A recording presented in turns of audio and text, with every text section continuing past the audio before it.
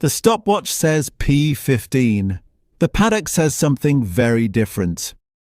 While the timing screens at Sepang painted a modest picture, inside the Ducati garage the atmosphere was closer to controlled combustion than quiet testing. Marc Márquez wasn't chasing headlines on day 2. He was chasing answers, and the kind that could shape Ducati's entire 2026 campaign before a single race light goes out. Rain cut the session short. The data didn't. As riders peeled back into the garages to avoid the worsening conditions, Ducati's corner of pit lanes stayed tense. Engineers glued to screens, aero parts shuffled in and out like pieces on a chessboard.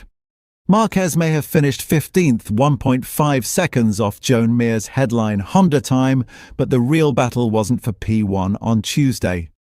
It was for which version of the GP26 will be locked in for the season. And here's the kicker. Ducati only get one aero evolution. One. That restriction turns every lap Marquez does right now into a high-stakes decision. Choose the wrong direction, and they could spend the entire year trying to ride around a limitation. Choose right, and the performance ceiling could jump, even if the lap chart doesn't show it yet.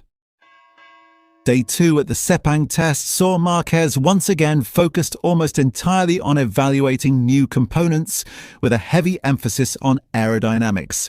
The session was compromised when many riders ended early due to rain, but for Ducati the afternoon had been earmarked as a key window for aero validation. Arguably the most critical program of their winter. The afternoon should have been very important for us because we were waiting for the moment to take some key steps with the aerodynamics, Marquez explained. That's the most important part of this test. Other aspects of the bike can still be changed during the season, but the base is already good from last year's bike. That statement is revealing. Ducati clearly believe the mechanical and electronic platform inherited from the GP25 is strong. The risk area and the opportunity lies in the airflow philosophy of the GP26. Marquez confirmed the aero work will now be prioritized in the final morning session at Sepang, ahead of a decisive configuration choice that won't be fully signed off until the Buriram test. We need to finish the aerodynamic testing tomorrow morning. That's the priority. Much more important than chasing the fastest time.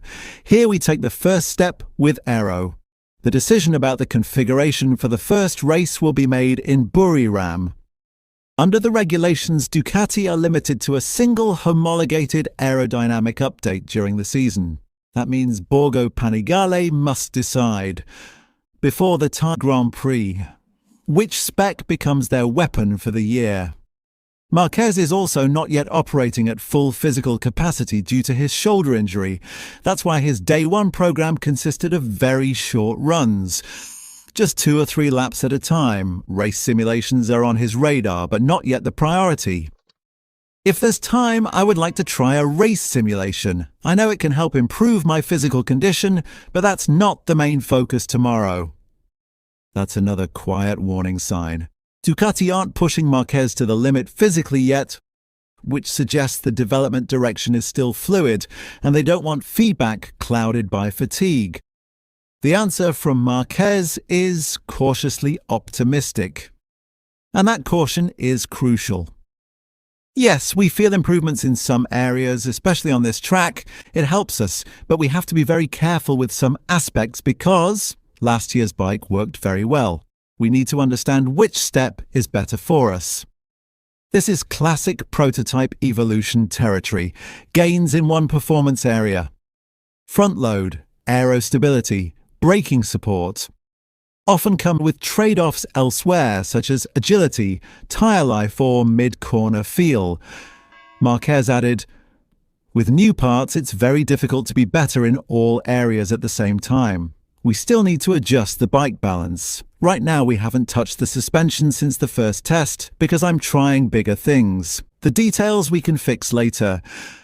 That line is key. Bigger things. Ducati aren't fine-tuning yet. They're still deciding the bike's core character. From a performance analysis standpoint, Marquez's position on the timesheets is close to irrelevant. Short runs only due to fitness management. Heavy test items disrupting rhythm. Aero comparison work which often requires inconsistent ride heights, wing specs and setups. No qualifying style attack laps. In fact, a rider deeply embedded in structured test work often ends up mid-pack or lower. The real danger would be if Ducati weren't experimenting, because that would imply they'd hit a development ceiling. The bigger story is tension inside Ducati's advantage.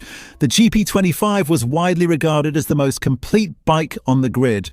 When you start from that level, improvement becomes exponentially harder.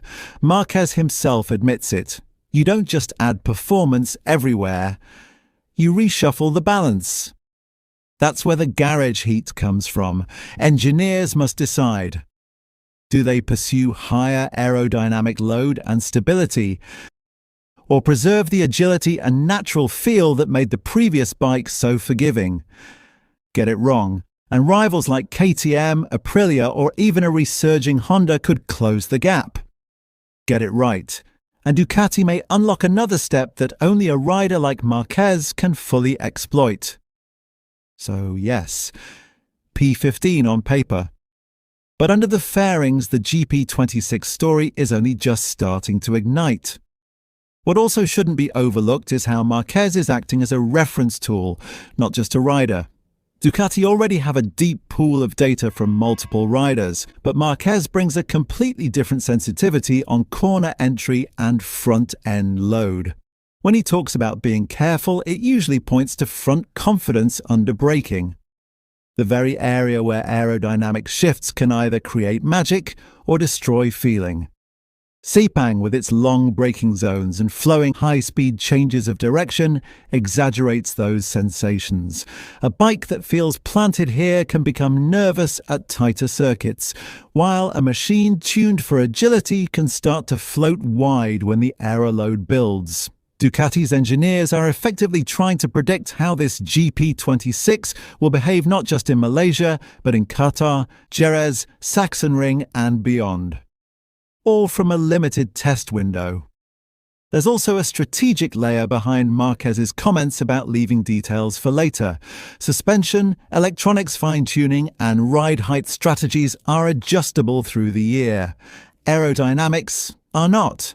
That's why the garage mood is described as hot. Every sensor reading and rider comment carries disproportionate weight. This is not development. This is selection. Another subtle factor is tyre interaction. More downforce can stabilize the bike, but it also changes how the rear tyre works over race distance. Ducati's strength in recent seasons has been tyre management late in races.